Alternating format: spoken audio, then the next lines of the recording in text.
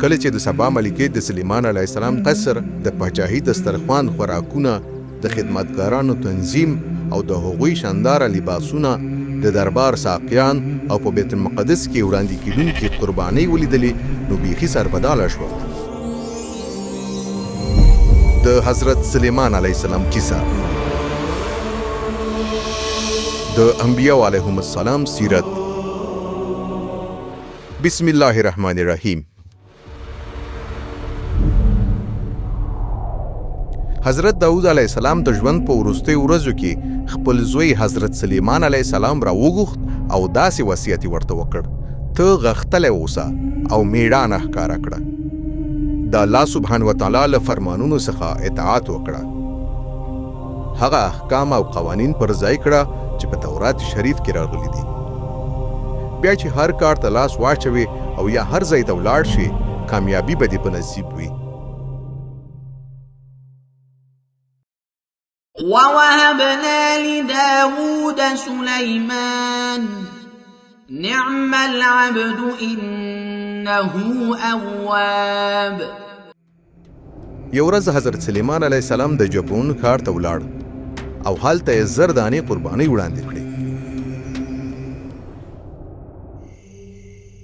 په همدې شپه الله جل جلاله ورته په خوب کې وحی وکړه او وی فرمایل: وغواړه چې زه یې درکړم.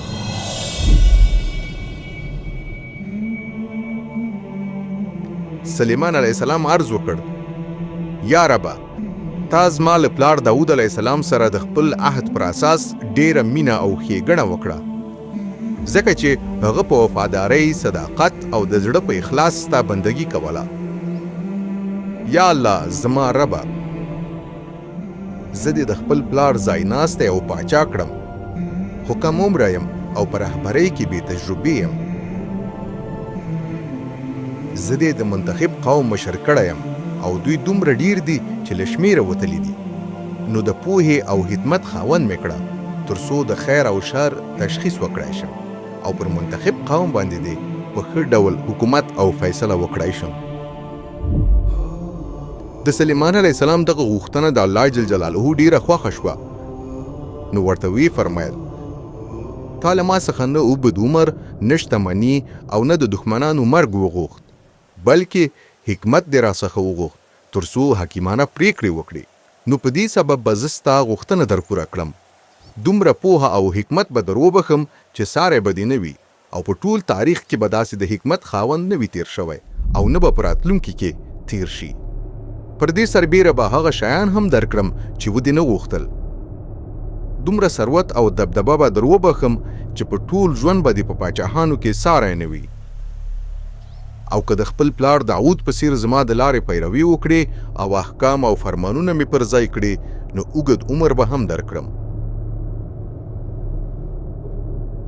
په دغه وخت کې سلیمان علیه السلام راویښ شو او پوه شو چې دا هر څه یې په خوب کې لیدلی دي. وَلَقَدْ آتَيْنَا دَاوُودَ وَسُلَيْمَانَ عِلْمًا وَقَالَ الْحَمْدُ لِلَّهِ الَّذِي فَضَّلَنَا عَلَى كَثِيرٍ مِّنْ عِبَادِهِ الْمُؤْمِنِينَ. یو ورځ داسې وشول چې دوی ښځې د حضرت سلیمان علیه السلام دربار ته راغلي تر څو هغه علیه السلام د دوی ترمنځ د پېښ شوي جنجال فیصله وکړي. یوې ښځې ورته وویل: ای پاچا صاحب، بخښنه غواړم چې تاسو مو په تکلیف کړی. زه او دغه ښځه په یو کور کې اوسېږو. دا راسره په کور کې وه چې زما زوی پیدا شو. 2 ورځې وروسته د دې هم زوی پیدا شو. موږ دواړه په کور کې یوازې وو، بل هیڅوک نه و. یوه شپه چې دا له خپل زوی سره په کور کې ویده وه، اړخ یې بدل کړ او کوچنی ماشوم یې تر ځان لاندې شو او مړ شو. کله چې پرې راویښه شوه، پوه شوه چې زوی یې مړ شوی دی. نو راپورته شوه او په داسې حال کې چې زه ویده وم، زما ماشوم یې له غېږې راڅخه واخیست او خپل مړ ماشوم یې راته په غېږه کې کېښود.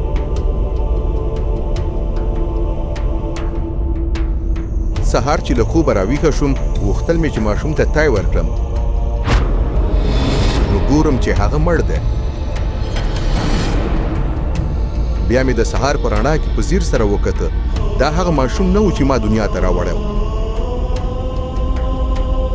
په دغه وخت کې هغې بلې ښځې وویل ته درواغ وایې، هغه مړ ماشوم ستا او دغه ژوندی ماشوم زما دی.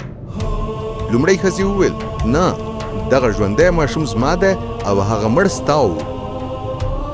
د حضرت سلیمان علیه السلام په مخ کې دغسې جنجال کوو. په پای کې حضرت سلیمان علیه السلام وفرمیل تاسې دواړه وایاست چې ژوندی ماشوم زما دی او مړ د بلې دی. بیا یې خپلو کسانو ته امر وکړ چې یوه توره راوړئ. کله چې یې توره راوړه، سلیمان علیه السلام وفرمیل دغه ژوندی هلک نیم کړئ او هر یوې ته یې نیمه حصه ورکړئ. د هغې لومړنۍ ښځې چې د ماشوم اصلي مور وه، مورنۍ شفقت او رحم یې په جوش راغی. حضرت سلیمان علیه السلام ته یې ناره کړه حضرت صاحب زه مې د خبرو بخښنه غواړم، هلک دې ته ورکړئ، هیله کوم مه یې وژنئ. خو هغې بلې ښځې وویل پرېږده چې دوه ځای یې کړي تر څو نه ستا شي او نه زما. حضرت سلیمان علیه السلام خپلو کسانو ته وفرمیل ماشوم مه پرې کوئ، بلکې هغې ښځې ته یې ورکړئ کومې چې د ماشوم مرګ نه غوښت، اصلي مور یې هماغه ده.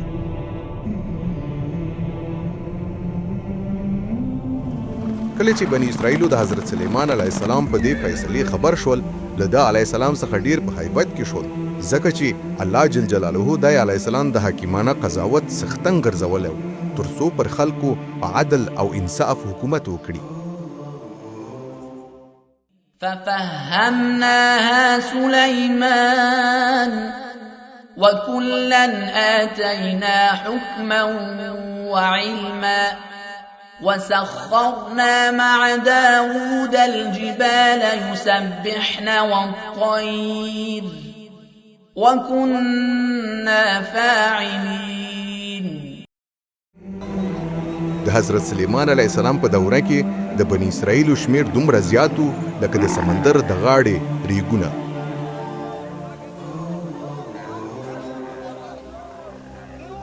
پر ټولو باندې سوله او امنیت حاکم و. هرې کورنۍ د انګورو د تاکونو او د انځر د ونو تر سیوري لاندې د آرامۍ ژوند درلود. الله جل جلاله سلیمان علیه السلام ته خورا ډیر حکمت او بصیرت ورکړ. د سلیمان علیه السلام حکمت د مشرق له حکیمانو او د مصر له پوهانو هم زیات و. د هغه علیه السلام په څیر بل پوه او حکیم نه و او په همدې خاطر یې په شاوخوا قومونو کې نوم ځلانده شو. هغه علیه السلام 3000 پند آمیزې خبرې او 1005 نظمونه درلودل. سلیمان علیه السلام د پراخې پوهې او حکمت خاوند و. د بیلابیلو بوټو په اړه معلومات درلودل. د لبنان د صدر له غټو غټو ونو څخه تر وړو وړو بوټو پورې چې د دیوالونو په درزونو کې راشنه کیږي. په همدې ډول د حیواناتو، مرغانو، خزندګانو او ماهیانو په باره کې ډیره پوهه او علم درلود. د دنیا پاچاهانو چې په د سلیمان علیه السلام د حکمت आवाज واورېده نو خپل سفیران به یې ورولېږل تر څو د هغه علیه السلام حکیمانه خبرې واوري. يعملون له ما يشاء من محاريب وتماثيل وجفان كالجواب وقدور الراسيات اعملوا آل داود شكرا وقليل من عبادي الشكور. حضرت سلیمان علیه السلام د خپلې پاچاهۍ د 4م کال په 2مه میاشت کې د الله جل جلاله د کور یعنی د بیت المقدس د ودانۍ په جوړولو پیل وکړ. دغه وخت له مصر څخه د بني اسرائیلو د راوتلو له 480 کال سره برابر و. الله جل جلاله سلیمان علیه السلام ته وفرمایل دا چې ته اوس زما لپاره دا کور جوړوې نو واوره، که زما احکام او فرمانونه پر ځان عملي کړي او ټول شرعي قوانین پر ځای کړي نو خپل هغه عهد به در سره پوره کړم چې ستا له پلار داود سره مې کړی و. زما حضور به په دې کور کې د بني اسرائیلو ترمنځ موجود وي او زه به هیڅکله تاسې یوازې پرې نه ږدم. د بیت المقدس د ودانۍ جوړولو لپاره سلیمان علیه السلام 80,000 کاریګر او 80,000 سنګکاران وګمارل. د پاچا په حکم دغو کارکوونکو د ښه کیفیت غټې رټې ډبرې راویستلې او ویې توږلې تر څو د بیت المقدس د ودانۍ بنیاد ځینې جوړ کړي.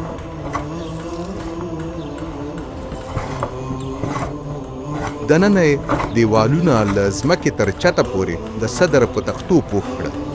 بیا یې امر وکړ چې د ودانۍ داخلي برخه په سرو زرو پوښ کړي. د بیت المقدس د ودانۍ جوړول د سنجول شوې نقشې له مخې سر ته ورسېده.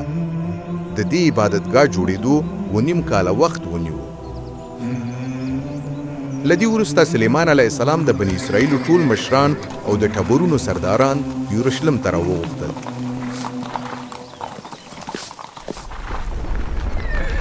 امامانو د عهد صندوق، خیمة الله او په خیمة الله کې ټول سپېڅلي سامانونه بیت المقدس ته راوړل.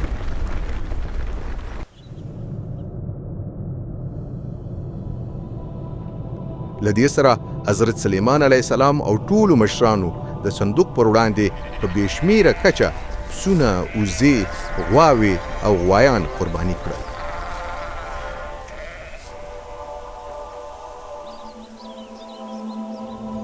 کله چې امامان له بیت المقدس څخه راووتل، یو ناڅاپه الهي تجلا په یوې وریځې کې رانازله شوه او د بیت المقدس ودانۍ یې پټه کړه. د دې الهي تجلا له وجې امامان نور د عهد د صندوق د خدمت لپاره بیت المقدس ته نشول داخلېدی. بیا سلیمان علیه السلام د ټولو راغونډ شوو بني اسرائیلو په حضور کې د قربانګاه په مخامخ تشریف یووړ. خپل دواړه لاسونه د اسمان خوا ته پورته کړل او دا دعا یې وکړه: یا الله، ای زموږ ربه، ستا غوندې خدای نه په اسمانونو کې شته او نه په ځمکه کې. ته خپل عهد او تړون له خپلو هغو بندګانو سره ساتې چې د زړه له کومې دې د لارې پیروي کوي او په خپله مینه او ښېګڼه یې نازوي.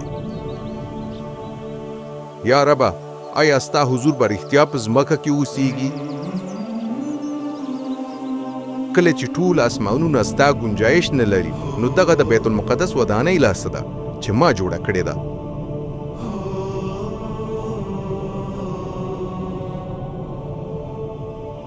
یا الله، زما خدایه، د خپل بنده دغه دعا قبوله کړه چې نن یې ستا له لوی دربار څخه غواړي.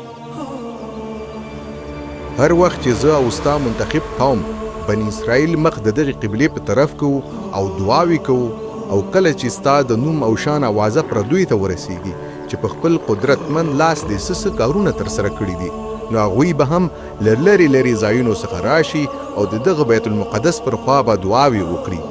هغه وخت ته له خپل مقام لوړ عرش څخه د هغوی دعاوې هم قبول کړه او غوښتنې یې ورپوره کړه، تر څو د ځمکې پر مخ ټول قومونه تا وپېژني او په زړونو کې ستا ویره پیدا شي او د بیت المقدس په دغه ودانۍ کې چې ما جوړه کړې ده ستا د حضور شتون درکړي. آمین. له دغو دعاګانو وروسته حضرت سلیمان علیه السلام او ټولو راغونډ شوو بني اسرائیلو الله ته بیا قربانۍ وړاندې کړې. په هماغه ورځ یې 22,000 غوایان او 1,60,000 پسونه حلال کړل. د خدای جل جلاله په حضور کې دغه جشن 14 ورځې دوام وکړ. إن الله ربي وربكم فاعبدوه هذا صراط مستقيم. لدی وروسته الله جل جلاله په هماغه ډول سلیمان علیه السلام په خپل دیدار مشرف کړ لکه مخکې چې په جبون کې مشرف کړو او ورته وی فرمایل: ما ستا دعاګانې قبولې کړې دي او دغه د بیت المقدس ودانۍ مې د خپل کور په توګه انتخاب کړې ده چې خلک راته پکې قربانۍ وړاندې کړي. که د خپل پلار داود په څیر زما د لارې پیروي وکړي او زما ټول احکام او فرمانونه پر ځای کړي، نو لکه څنګه چې مې ستا له پلار داود سره وعده کړې وه، په خاندان کې به دې د پاچاهانو سلسله ساتم. خو که تا او یا اولادونه دي له ما څخه مخ واړاوه او زما درکړل شوي احکام او فرمانونه مو له نظره وغورځول او نورو معبودانو ته مو سجده او عبادت پیل کړ، هغه وخت به دغه قوم له دې ځمکې چې په خپله مې ورکړې ده وشړم او دغه بیت المقدس چې د خپلې حضورګاه په صفت مې پاک ګرځولی پرې به ږدم او پردي قومونه به ملنډې او ریشخند پرې ووهي. دغه کور چې دومره عظمت لري برباد بشي او هر څوک چې تیریږي په حیرانتیا سره به پوښتنه وکړي چې الله جل جلاله دغه ځمکه او دغه د عظمت کور ولې پر دغه حال کړ.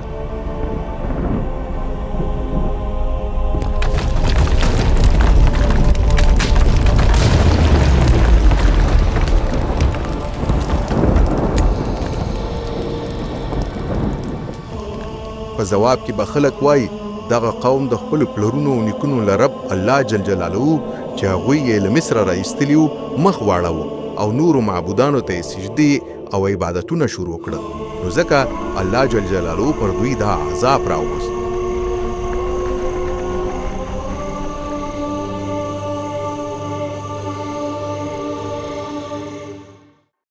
إنه من سليمان وإنه بسم الله الرحمن الرحيم ألا تعلوا علي وأتوني مسلمين.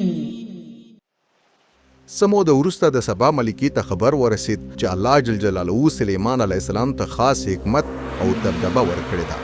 نو تصمیم یې ونیو چې ورشي او د سختو موضوعاتو په اړه د هغه علیه السلام حکمت امتحان کړي.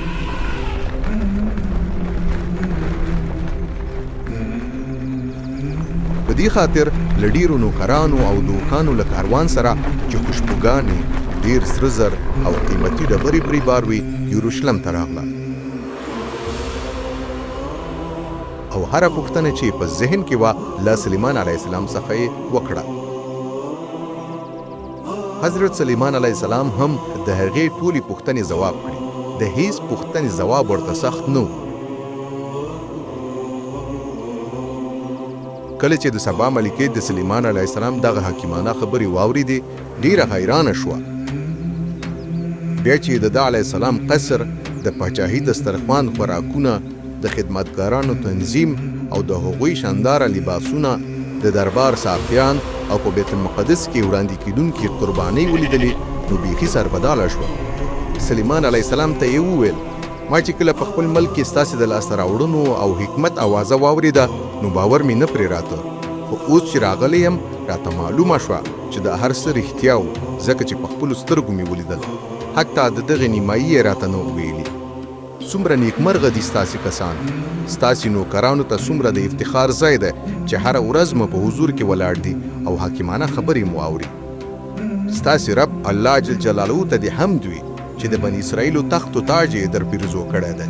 دا چې خدای جل جلاله له بني اسرائیلو سره مینه لري نو په همدې خاطر یې تاسې پاچا مقرر کړي یاست چې په عدل او انصاف سره حکومت ورباندې وکړئ. وصدها ما كانت تعبد من دون الله إنها كانت من قوم كافرين. لنډه دا چې حضرت سلیمان علیه السلام د حکمت او شتمنۍ له پلوه د نړۍ تر ټولو پاچاهانو مخکې و. د ځمکې له ګوټ ګوټ څخه به خلک حضرت سلیمان علیه السلام ته راتلل تر څو ورسره وویني او له خدای ورکړي حکمت څخه یې ګټه واخلي. هر کال به دغو خلکو د سوغات په ډول د سرو او سپینو زرو وسایل، چپنې، وسلې، خوشبوګانې، آسونه او کچرې ورکولې. سلیمان علیه السلام 1400 جنگي ګاډۍ او 12,000 آسونه درلودل. په دغه دوره کې د یروشلم په ښار کې سپین زر د ریګو په څیر پریمانو. همدارنګه د صدر قیمتي لرګي به خلکو د عادي لرګیو په څیر مصرفول.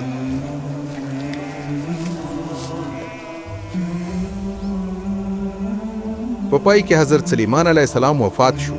هغه علیه السلام په یروشلم کې پر بني اسرائیلو باندې 40 کاله سلطنت وکړ او په یروشلم کې خاورو ته وسپارل شو.